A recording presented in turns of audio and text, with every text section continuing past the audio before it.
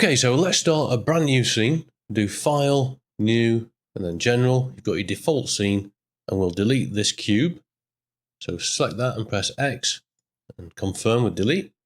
And we're going to start the picture frame model with a suitable shape geometry, so a suitable starter piece of geometry. In this case, I'm going to do Shift-A and choose the plane. So this has given us the plane, and if we come over to the outliner, we can rename this. I'll just call this picture frame. All right, and we can scale this now on the y-axis or the x-axis to give it more of a rectangular picture frame sort of feel. So SY, scale it in this direction, and if you ever scale the object, then you need to apply the scale. Otherwise, the scale becomes, if you come over in the N panel by pressing N, under the item menu, you can see the scale now is 1.6. It should always be 1. Just to make sure everything works correctly, all of the operators work correctly. So to get this back to 1, we'll just press Control A, and we can apply the scale. And now the scale is set back to 1, and it retains the shape that you've created. So always make sure that is set to 1 when you finish modeling an object or scaling an object. So next up, we're going to want to start modifying the actual geometry that this picture frame object is using. And if we go into the data panel here, we can see it's using the geometry called plane. So go into edit mode, and we'll make sure we're in face mode, and we're going to select the face here. We're going to inset it. So press I. This is the inset operator. We'll inset that to a picture frame sort of size that you want. So the middle bit's going to be where we put the photograph. And then we want to select the outer part, not the inside part. So we could press Control I, and that will select the inverse of what we had selected before. Or we could just Alt click on this edge here, and it will do the loop select that we looked at in the previous section. We'll now extrude this upward with the extrude operator. And we'll just hide the operators we've got over here. So press T, and we're going to, with these selected, press E, and then just move upwards until you've got the picture frame shape. And you can hold the Shift key down so it's more accurate. You can move the mouse further. I'm going to bring it up to about here. And what I want to do now is make the front of this picture frame, instead of being flat, we'll give it a nice curvy profile. So we need to add more edges. And to do that, we can use the shortcut Control R. And if you hover your mouse over one of the edges, it will show you where it's going to draw the new edge. And if you use the mouse wheel, you can increase the number of edges. And if you go onto this one, maybe do it, let's say, we'll go with 4. And you can type that number in as well. If you just press number 4 on your keyboard, or number 5, 6, etc. And then you can do backspace. And if you look at the bottom corner here, it's showing you the number of cuts. So if I type 5, you'll see it's showing us 5 down here. We can turn on things like smoothing as well. And yeah, so just put it here. And I'm going to go with 5. Left click to confirm the number of edges. And then you can slide them around if you want to. Or what I'm going to do is just right click, and that will confirm them in the default central location. So we've now got these cuts in there, and we want to select every other one. So we're going to Alt click this one, Shift Alt click this one, and then we'll do, in fact, let's start on this one. Alt click this one, Shift Alt click this one. We'll just do 2.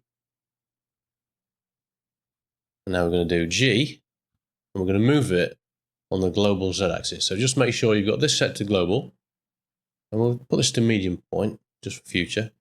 So GZ, we can move those up. So now we've got this sort of a effect around the outside of the picture frame. Now I want it to be lower in this, closer to the picture frame than it is on the outside. So it sort of goes downwards in towards the picture frame.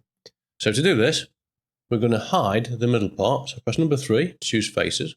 Select this middle face, and we'll do H. That's going to hide that, so that if I make any changes to the rest of it, it won't affect this. We'll also hide this bottom edge as well. So press number 2, and then Alt click this one. So it's not going to select that. So I'm just going to bring back that middle face temporarily with Alt H. Number 3, to go into face mode, we'll select this face, and now I want to select all the edges around the border of that face. So I'll go into select loops, and I'll say select the boundary loop, and now that's selected all of those edges, and it's put us into edge mode up here. So now we can do H to hide that, and that's going to hide the face and those edges as well. We also want to hide these ones, so click on that one, shift click this one, shift click this one, and then shift click that one is already clicked. So we'll do H to hide those as well, and this edge around the side here, alt click to select the loop, and we'll hide that. So that just ensures that we're not going to move any of the edges that we don't want to move. And I think actually we'll set this one as well. So alt click that one, and we'll do H, and we just want to select these ones as well now. Shift click this one, shift click these two. And the beauty of blended selection as well is you don't have to be exactly on it. If I press shift click here and here, it's still going to select whatever's nearest to the cursor. And we'll hide those. What we can do now is use the proportional editing. So turn this on. I'm going to alt click this middle loop, and then we'll do G, Z, and we'll bring that down, and use your mouse wheel to reduce the fall off area. So the idea is you don't want the outer part to move at all. So we just use the mouse wheel until that is not being affected. So about there. And then we can scale this however we want. Just got to make sure you don't go below the original position of the picture frame. Well, although it doesn't matter, we can move that down afterward. Maybe bring it up a little bit more. Probably to about there. And now it's tapering down. And then we'll press Alt-H to unhide everything. And you can see we've gone a little bit too far, because there's no way, unfortunately, in Blender of being able to see the hidden things while you're modifying the rest of it. It would be nice if you could just still see the ghost of these. Anyway, we'll press number 3, choose face mode, choose this face, and we'll just bring this one down, making sure we turn off proportional editing. So GZ, bring that one down, and then we've got the picture frame back, the actual picture part below the frame. And we'll set this outside edge, so number 2 to go into edge mode, alt click that one, and we'll bring this one down so that it's below the picture. So we're going to go into orthographic side view by pressing number 1. And we want to be able to see through it, so if we come down we can't see anymore this bottom part. So I'm going to press Z, bring up the shading options, and just turn on either X-ray, or we could turn on wireframe, either way. So let's go with X-ray. And now GZ to bring it down on the Z axis, just so it's a little bit lower than the actual picture itself. And then we'll turn the X-ray back off. Now we've got the picture frame created. Now we want to fill in the back part, so we've still got this edge loop selected. And if you haven't, just alt click it and it will select all the way around. And then we'll press F to fill that in. And now we've got a solid item. We'll probably want to inset this face as well, so press I and bring that in about here, and we'll extrude this one down, so E, and bring it down a little bit, and you can see it's going through the other side, so it's gone a little bit too far.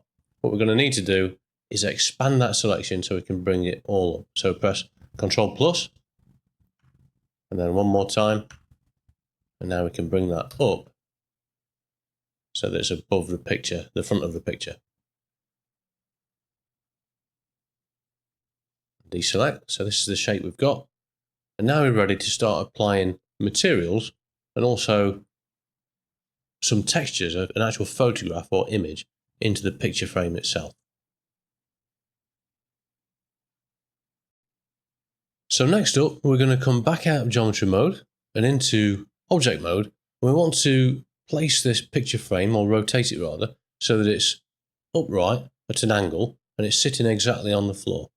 So at the moment, we need to choose, at the moment the pivot point is set to be the median point. So if I rotate this on the x-axis, you see it's going to go underneath the world 0 point. It's going to go underneath the ground. So we need to rotate it around this edge here.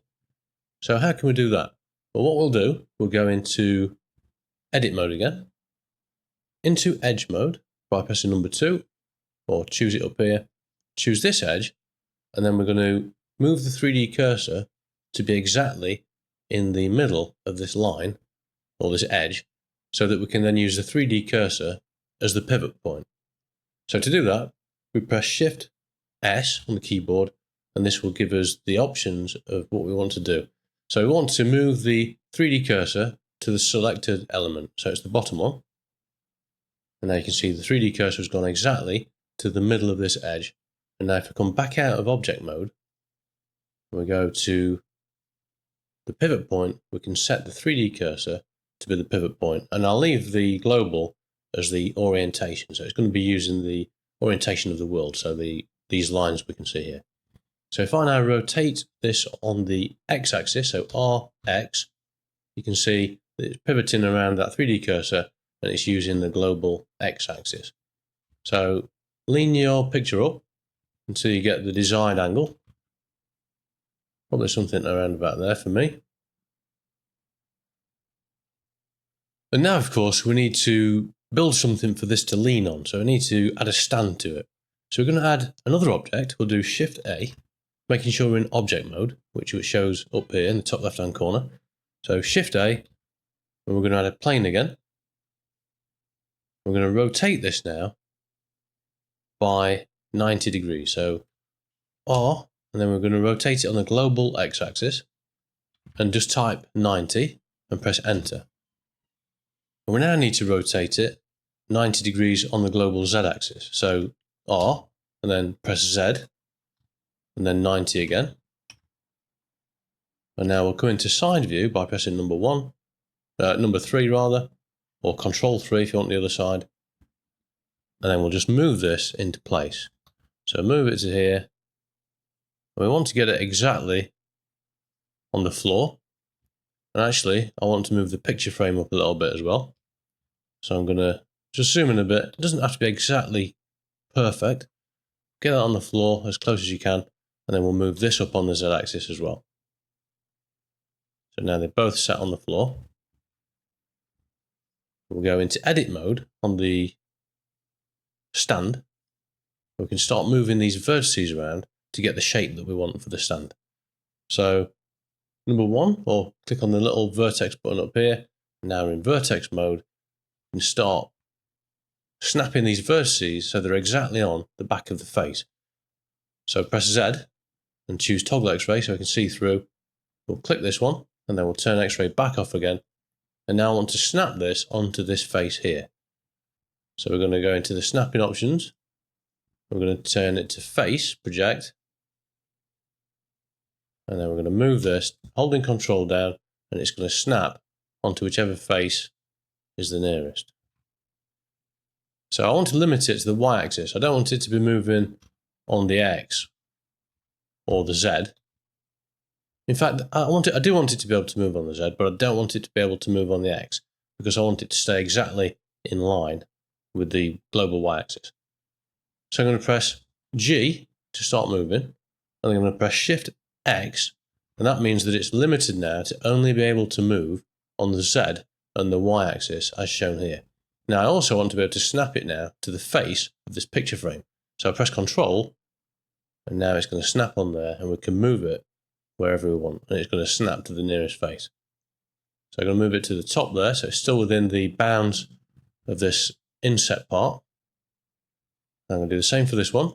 So press G to move it, and I'm going to press Shift X to limit it to only move on the Z and the Y axis. Hold Control, and now we can snap it to the picture frame, maybe to about here. And now we've got that perfectly aligned with this back of the picture frame. We'll get this one, and I want to move this one. I want to slide it along this edge here. So I'm going to press G twice. So press G twice, and then you can slide along either of the adjoining edges. So I'm going to go along this one to about here. Till we get to about there, perhaps. Maybe about there. I'm going to press Ctrl R to add another loop, and I can slide this up and down, and then when I left click, it will stay in that place. So do it to about here. I'm going to get this one, and I want to slide this along this edge, but I want it to come outwards over here. So to do that, you press Alt. So you slide in along the edge that you want to move along, and then you press Alt on your keyboard, and then you can slide outwards as well. So maybe to about here.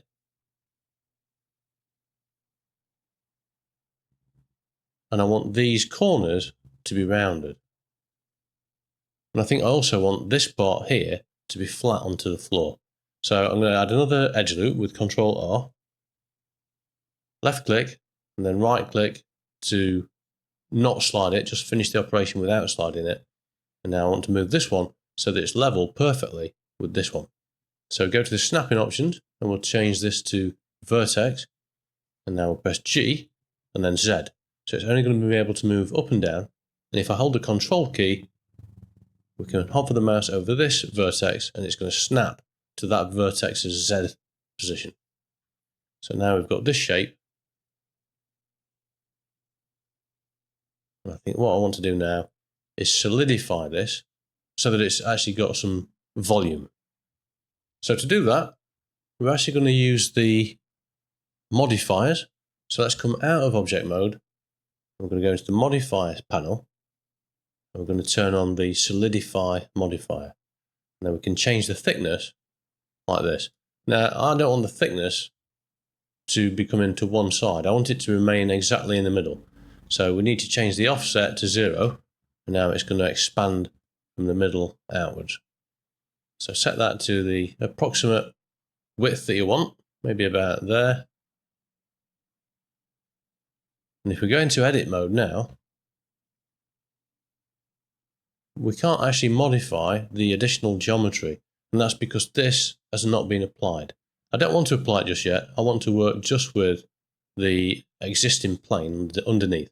So what we can do is turn this off in edit mode by clicking this button here. So this will make sure that the modifier only displays in object mode. So back into edit mode, and I want to round off these corners a little bit. This one, this one, this one, and this one here. So I'm going to select those vertices, making sure I'm in vertex selection mode. Number 1, choose this one, shift click this one, and this one. And now one of the most common operators people use is the bevel operator. So to activate the bevel operator, we can do Control B, and it won't do anything initially.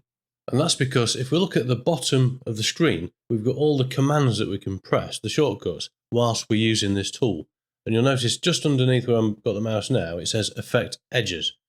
If we press the V key that's shown next to it, then that will change to Affect Vertices, which is what we want. So press V, and now we can bevel those vertices. And we can use the mouse wheel to increase the number of vertices being created to give us a smoother result. Just use the mouse wheel to turn it up until we've got a nice rounded shape.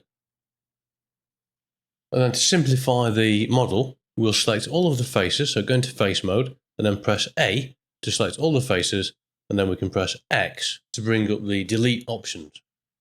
Now I don't want to actually delete anything, I just want to dissolve them. So dissolve means it's going to get rid of the edges whilst keeping the face intact. So we can either choose a limited dissolve, or we can dissolve individual elements. So I'm going to go with a limited dissolve, and that will get rid of all that extra stuff that we don't need. So let's have a look at the shape of the geometry now. Number 1, we've still got all the vertices around here. And if we go into F9, if we're not happy with the way that that's been done, so let me just undo that.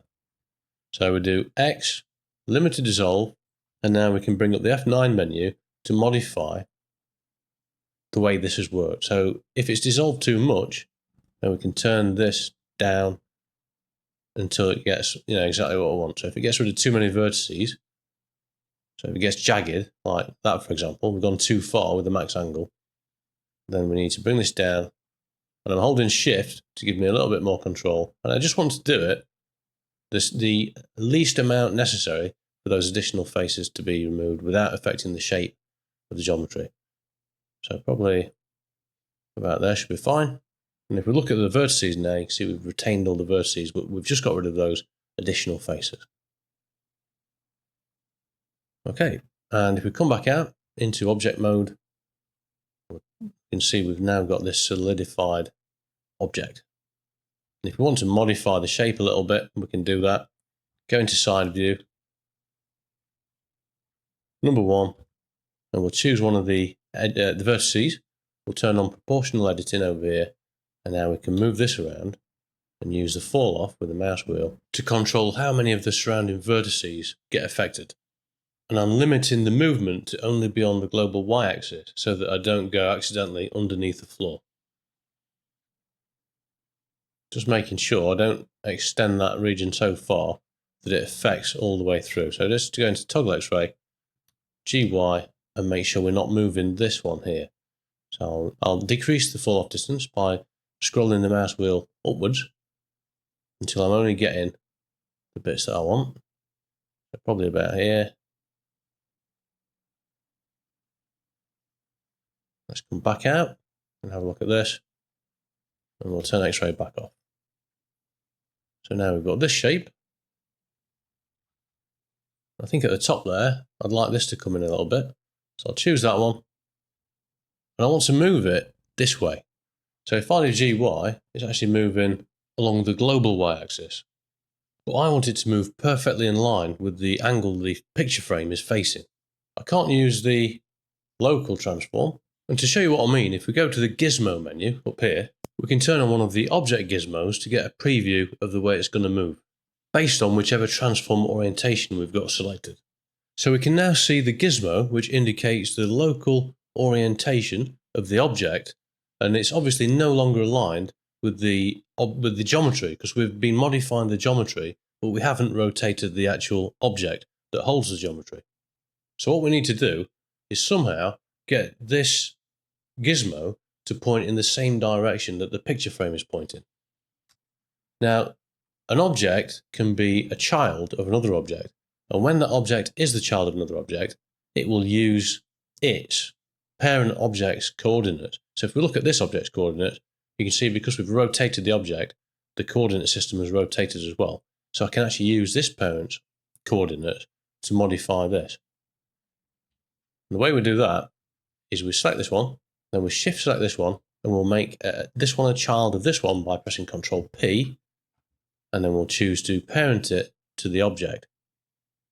And now look what happens. If I come over here, it's still using its own local coordinate system, but if we change this to gimbal, it's going to be using the coordinate system of the parent.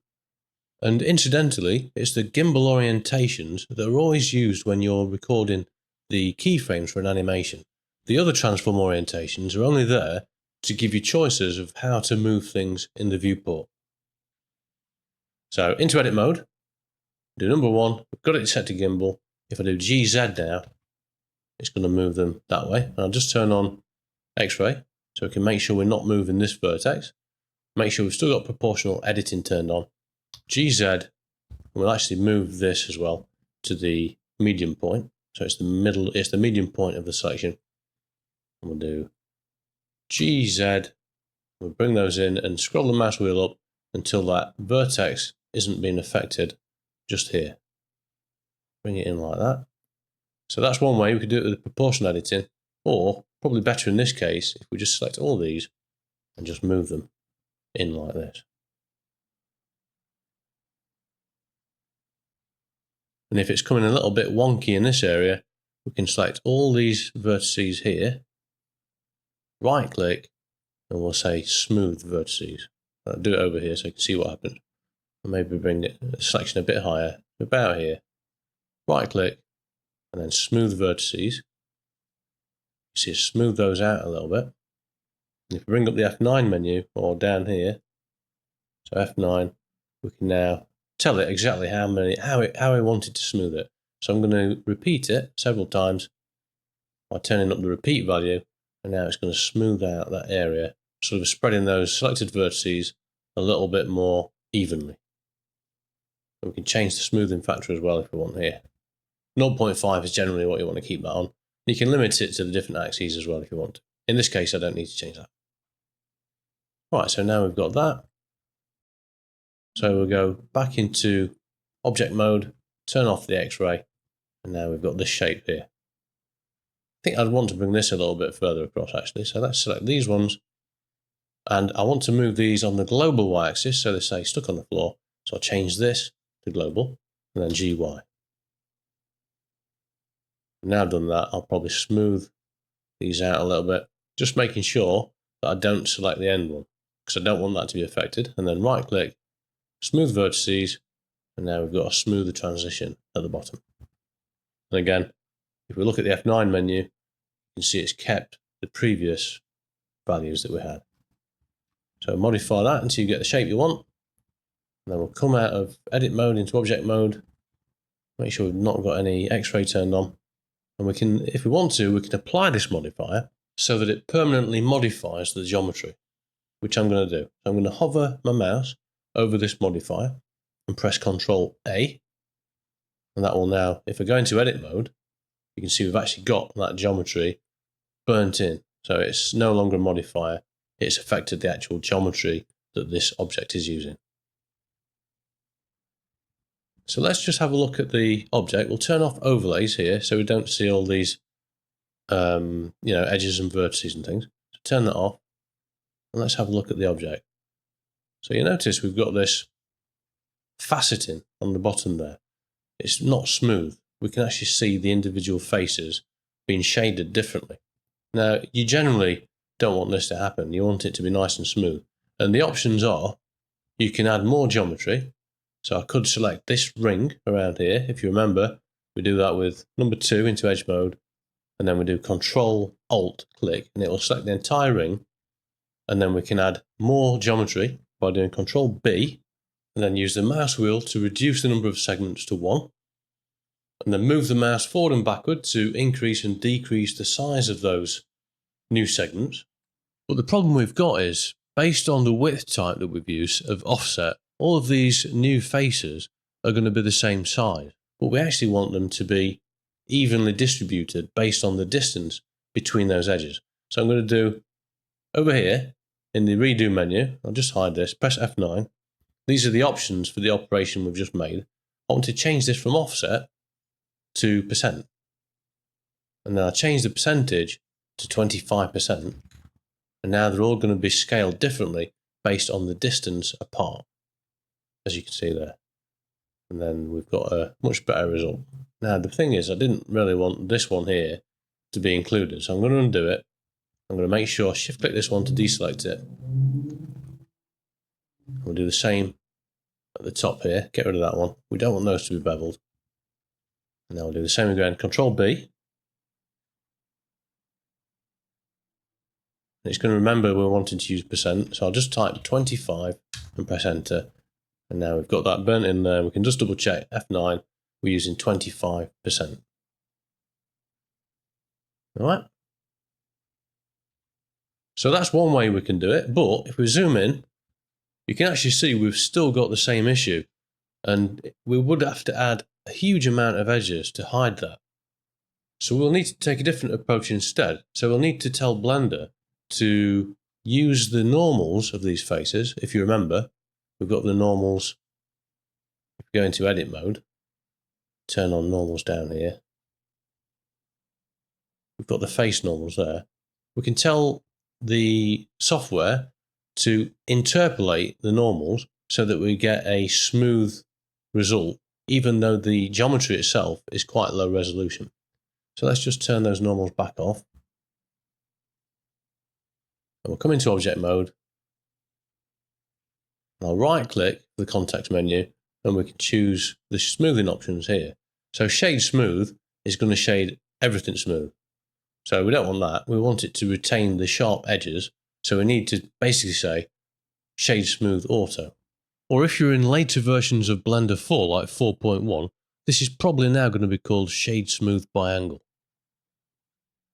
In Blender 3.6 and possibly Blender 4.0, in the data panel, down to the normal section, you can see we've got auto smooth turned on, and this is the angle. Anything under this angle will be smoothed together but any edges where the angle is greater than that, for example here, this is a 90-degree angle, won't get smooth. If I turn that right up, you can see it's now smoothing across there. If I turn it to 90, it's still smoothing. But if I turn it to 89, you can see we've got that edge there. Generally, 30 is okay. And now we've got a nice smooth result without adding too much geometry. Now in Blender 4.1, this has actually been changed quite a bit.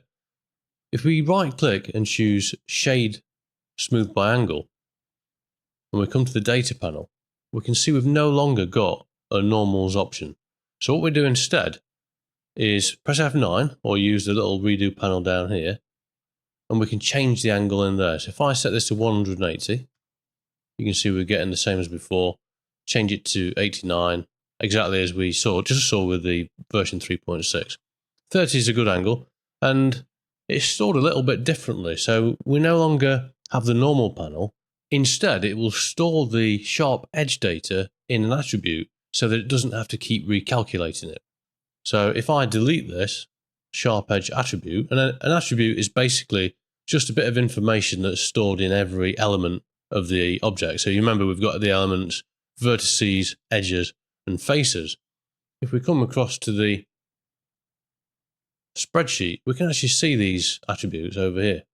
So we can see them in here, but we can also see them in there. So this is saying this is an edge attribute.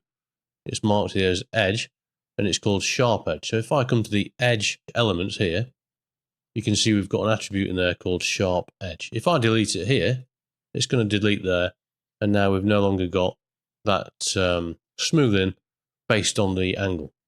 So it's a little bit different in Blender 4.1, and it's a little bit easier because you don't need to come to the normal section and modify it. You can just right click, shade smooth by angle, and then modify it down there.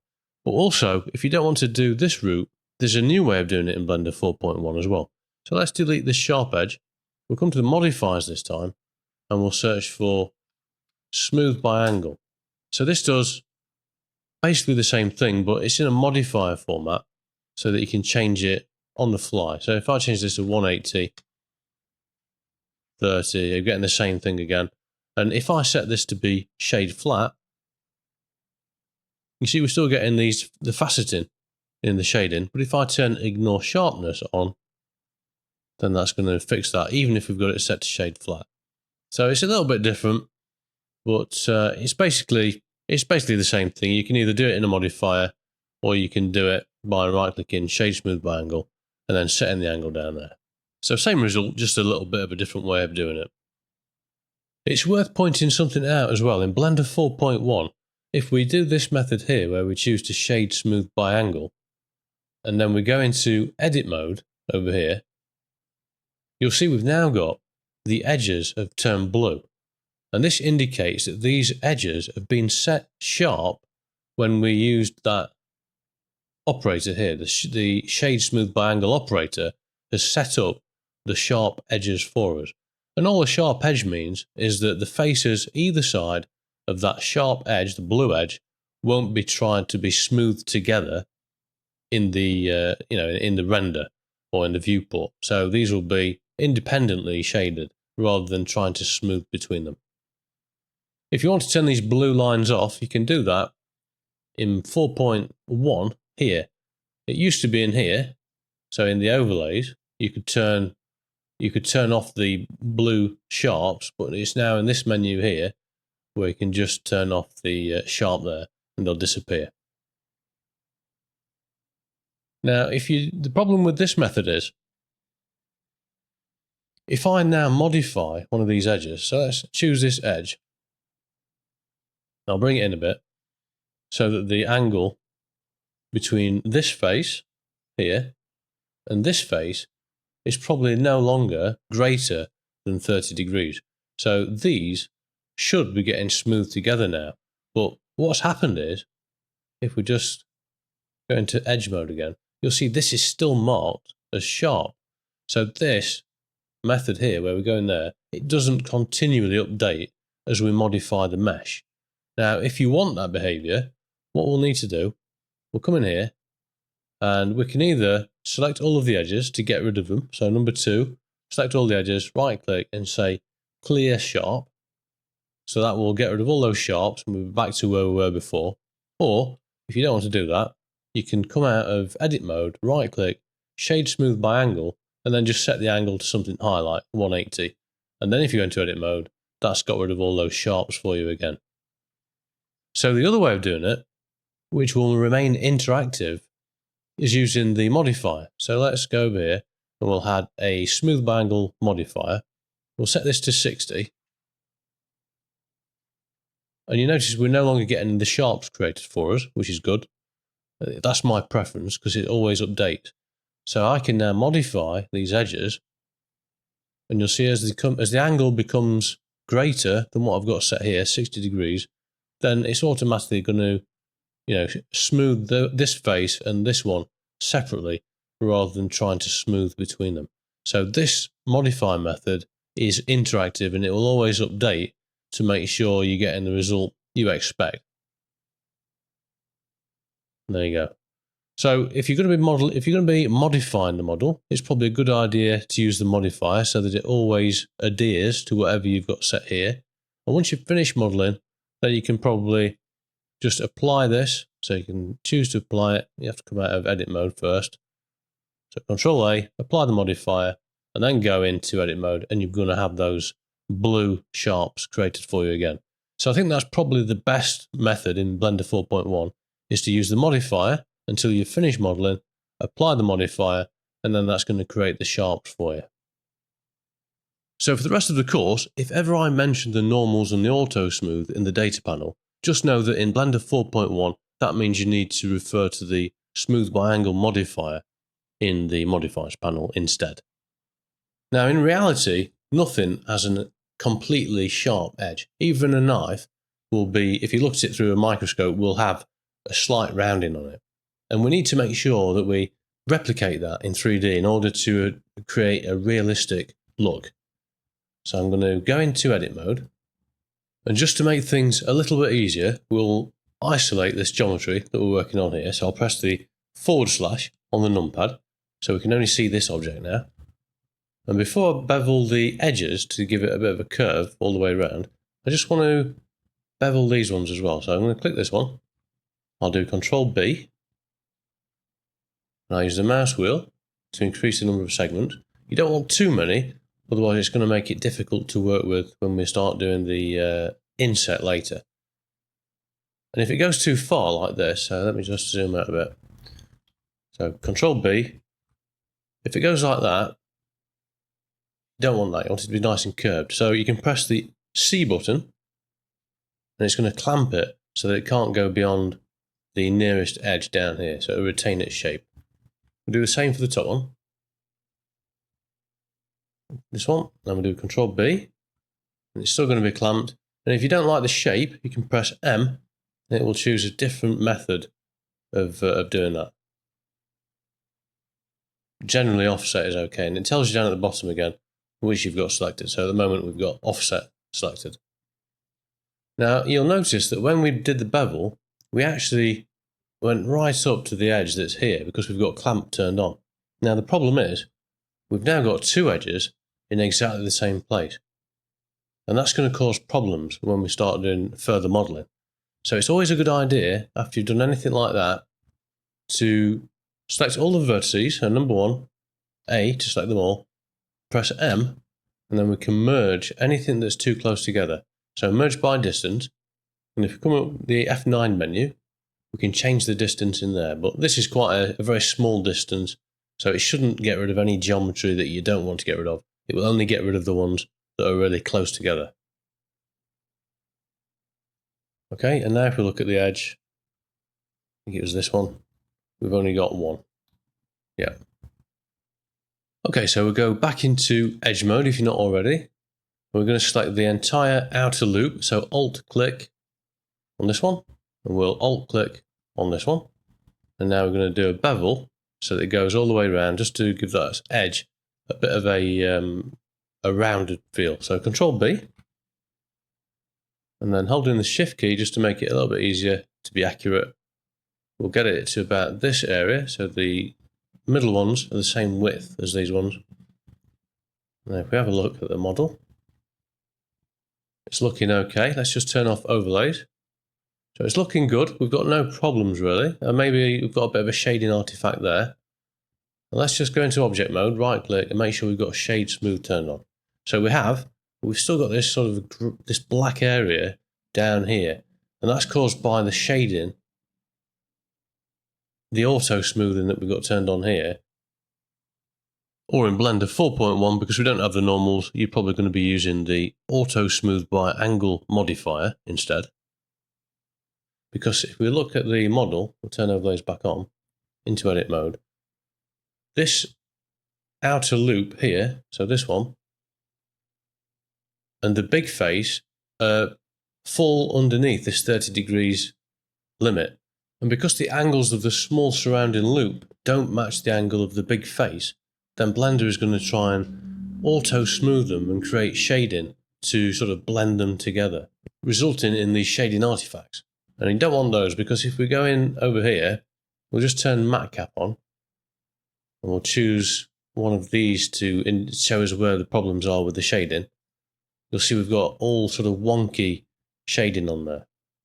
So to fix this, what we need to do is build a surrounding loop on that big face that is completely the same angle as the big face, so that the normals are identical, and when the auto smoothing tries to blend them together, then we're not going to get any shading artifacts, because it's basically it's the same as it was originally. Now we could flatten this one, but if we flatten that one, it's going to sort of mess up the smoothness of this bevel. So what we need to do instead is press number 3 to go into face mode, and we'll choose this face and this face. We want to inset them. So we'll press I, we'll inset. Now be careful, don't do that. So if you go, show you a bit closer up. If you go too far, they're going to sort of converge and then go in the opposite direction and cause a bit of a mess. So don't go that far.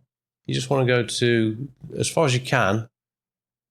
Well, the further you go, the smoother the transition.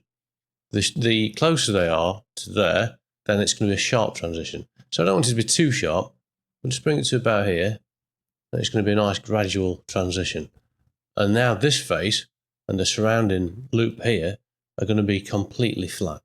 So the normals won't get sort of messed up on the big face, because the normals on the surrounding faces are going to be pointing in the same direction. And if we zoom out now, let's just turn off overlays again. You can see those shading issues have disappeared. Now there are alternative ways of doing this that don't involve adding additional geometry, and I'll show you those now, and I'll show you why I don't use those. But they're useful to know, because sometimes it's just not possible to add the geometry, and this is the only way you can do it. But let's come in here now. So you can see if we come over to this side, obviously we've just got rid of that shading artifact. I'll get rid of this edge now. So number 2, alt click this, check, select all the way around. I'll do X and I'll say dissolve those edges.